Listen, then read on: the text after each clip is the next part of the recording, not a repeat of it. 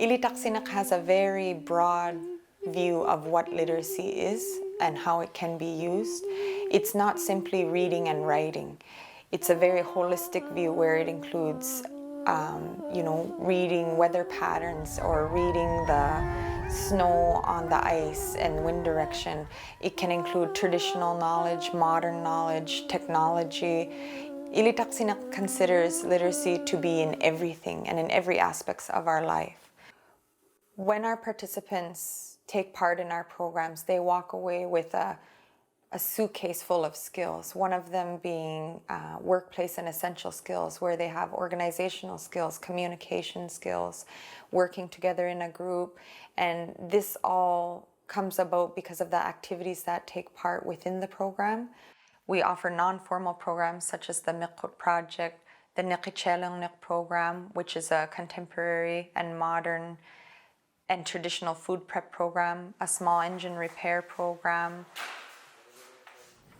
We want everybody to have a beautiful finished parka and for you to feel like you might be able to go home and with support make another one. The Inuktut programs usually last 4 months, and they're for adults and usually people out of school or out of work. But we noticed that so many people get to that point of being an adult and have no sewing skills or very little sewing skills. So we wanted to be able to take high school students and say, you're off school for a week, let's teach you how to make a parka. We're trying to build their confidence and their belief in themselves so that they can go on and take risks and move forward and set goals and reach them. So these programs are just stepping stone programs that help individuals who participate in them to go on to further things. These programs with that Ilitaqsiniq brings different ways of learning that are safer and more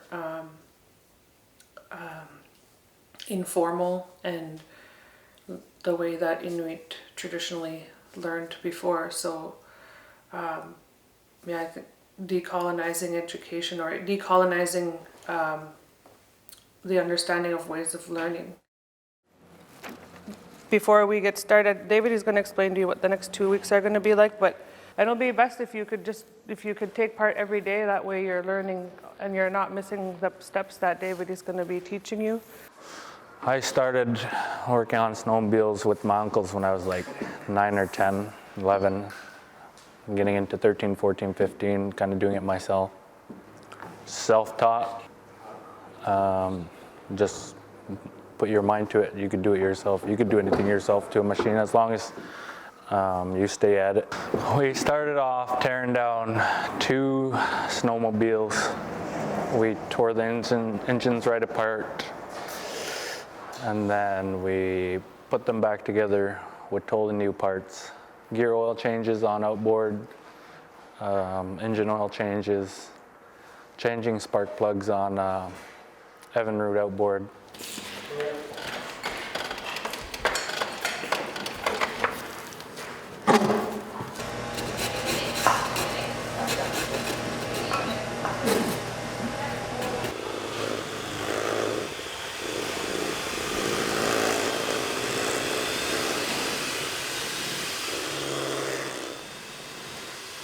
Monica yung kalutsak kang kinangmil to yung rank. Yeah, I'd work at the Overwick daycare. I'm a cook there for 15 kids. I really like it. I like feeding people and helping, and it's gonna help me lots at work. Yeah, our instructors are really good. I enjoy working with everyone and meeting other people and having to work with the other ladies. My mom taught us how to make pipsi and like how to cut them. I knew some of it, but there's lots of different ways people do it, and I didn't know how we smoke fish, and I learned that yesterday. It was interesting. You learn by watching, and then you learn by doing, right? And then you continue to watch and do again, and until you've sort of mastered these, I guess, food processing techniques. We smoke our fish back home in Southwest Alaska, where the Yup'ik are from, where my people are from. The rivers are so big that the fish have to be really big to get up them, and they're really fat, and so they're very oily, and so they have to be smoked. And so we cut the bellies off. Once it's done, it looks like this. And then we just take it and stick it in the brine. We'll hang it in the fish rack back there and let it get a thin crust on the outside of it. And then we move it into the smokehouse. My name is Lakeisha Taddy. I grew up around this area. I just wanted to find out if it was like the right calling for me. Like, I've been wanting to go into culinary arts for quite a while. It's like a real confidence booster, and it teaches you a lot in the kitchen, and it could help you at home feed your family. I was an apprentice cook in the Meadowbank mine. I'm going to the school into PI. It's called Holland College. I want to come back and like open up like a restaurant, and with different food flavors and countries' flavors. I just encourage everyone to like follow their dreams, and whatever, like if you want to take a risk, do it. I would do this workshop again.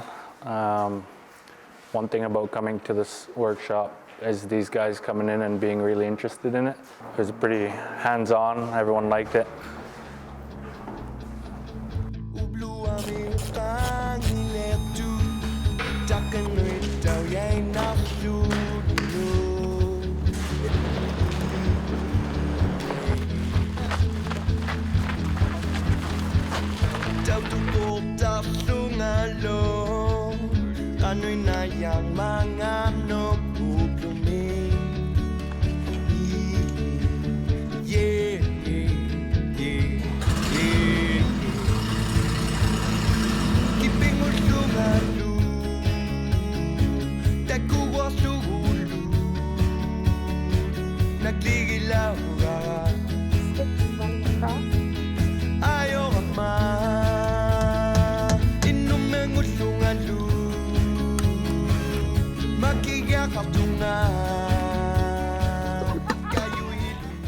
Because learning is a process every day in life, and so when you're expected certain time frames of and judged based on that, I think there's definitely discomfort in that system. So I feel like if people can become comfortable to learn,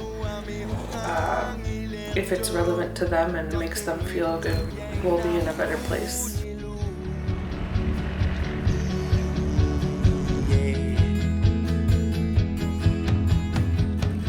We consider the work we do to be community development work as well. You know, helping one person in a program will have a ripple effect throughout our community. If we have one person who's able to build their confidence, feel good about themselves and their skill set, they're going to make a difference in their community, and we have seen the results of that from our past program participants. Every time we run a program at Ilitaqsiniq, we follow up with our participants. That is how we're able to document some of the results that we have, where 85% of our participants have either joined the workforce or gone on to further training and learning opportunities. That's how we're able to say that one of our past participants, Victoria Qaujimajatuqangit, has received Businesswoman of the Year for Nunavut and Indigenous Entrepreneur of the Year. She sewed her first parka ever within the Inuktut project, and now she's a household name within Nunavut. But what we are equally proud of is the participant in her follow-up interview who was able to say she feels more competent as a mother, she's more engaged in her child's learning. That, to me, is an equal success between those two, because it doesn't matter how far somebody goes with their success. Is if they're feeling better about themselves, if they're feeling successful in what they're doing, then that's the success of the program as well.